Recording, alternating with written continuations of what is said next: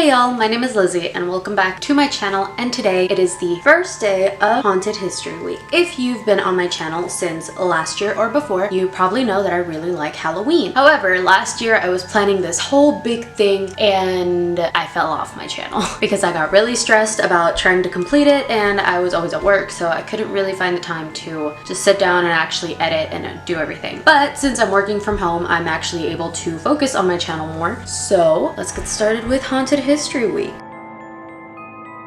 Haunted History Week will basically be for the next week leading up to Halloween. Each day I am going to be talking about a different haunted location that I have either been to or researched. Let's go ahead and get started with day one. We are going to be talking about Old Alton Bridge, or better known as the Goatmans Bridge.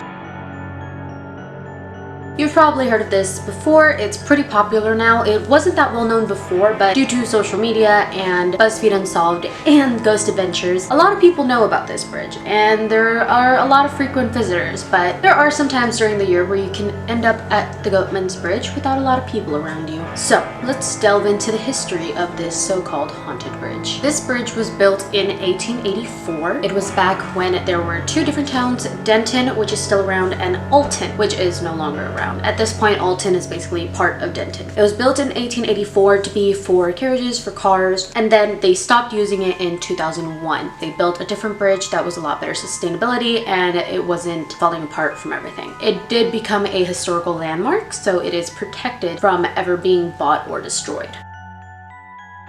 So there are a lot of haunted stories with this. The main one being, as you see in the name, the Goatman. Basically, it's an apparition that is half goat, half man. It's usually seen with the torso of a man, the legs of a goat, and the horns of a goat. So it is pretty terrifying. I have not seen it myself. I have been to this bridge several times in my life, but I have not seen the apparition per se, but I have seen some pretty freaky shit. Let's delve into the stories of the Goatman. So there are two main stories that are used to explain the haunting itself. So the first story that is used is that of a goat farmer from 1938. So this story does have some details that have been passed down. If you want more details, you can check out the Buzzfeed Unsolved video. They do explain this in a lot more depth, but right now I'm just going off of what I've heard in town rather than what was actually said in the video. The story that we say is that in 1938 there was a black goat farmer who lived near the bridge with his family, and the KKK, if you know any history of North Texas, the KKK was they had a very strong influence in North Texas. A few of the locations that we will be discussing that are up here do have some racial history with it, and this bridge is one of them. With this story, the goat farmer was lynched off of the bridge by the KKK, and then they burned the house down with the family still in it. So it's said that the goat farmer is essentially the Goatman haunting it because of the fact that they did kill his family. The second story that does not have as much detail as that one, it's just a story from before the bridge was actually built. This is based on a haunting of the creek, not so much the bridge itself. This is back in the 1860s. It was a goat herder that was lynched on the creek side of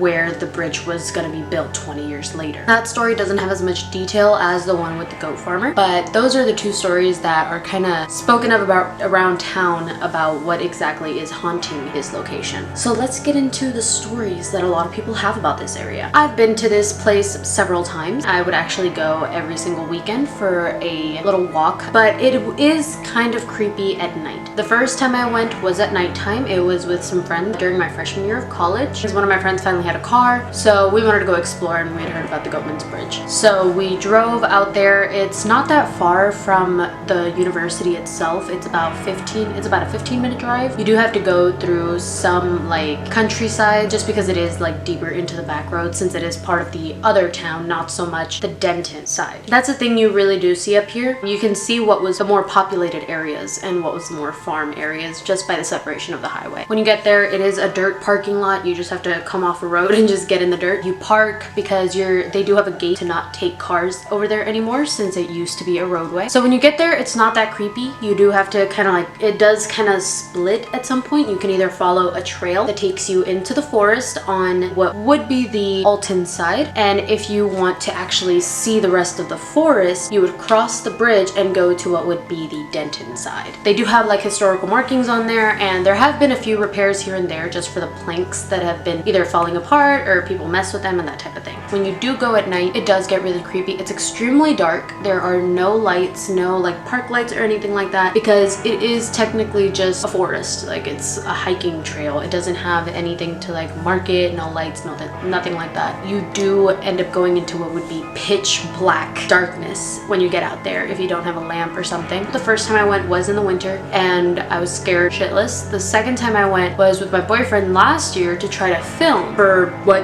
is this video, but there were so many people there because I did go in October trying to film like creepy videos and like documentaries about it and stuff. So it is a really popular location now since it's been featured on international things. Let's get into the most recent history that a lot of people don't talk about when they talk about the Goatmans Bridge.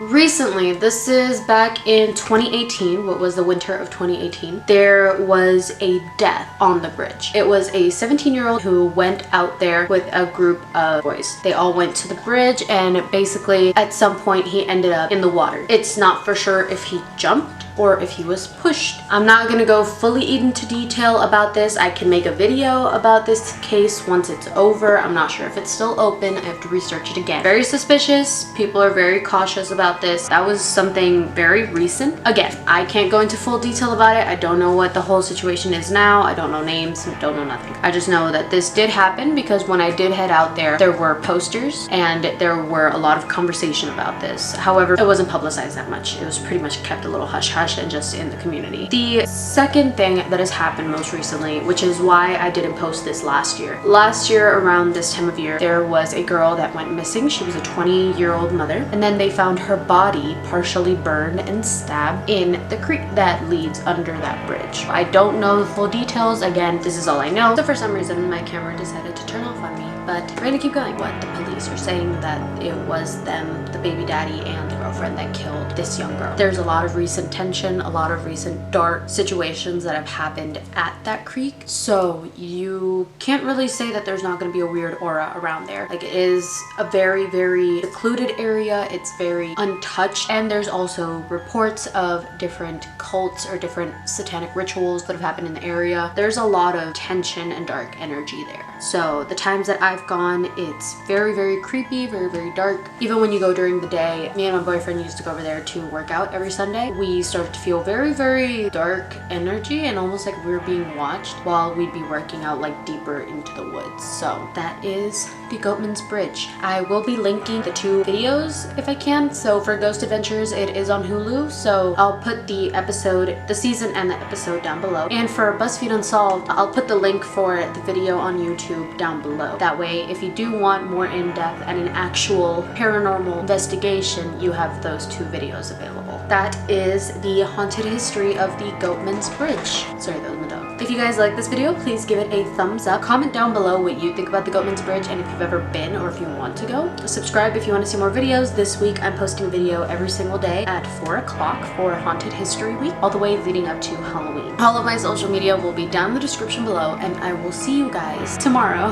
Bye, y'all.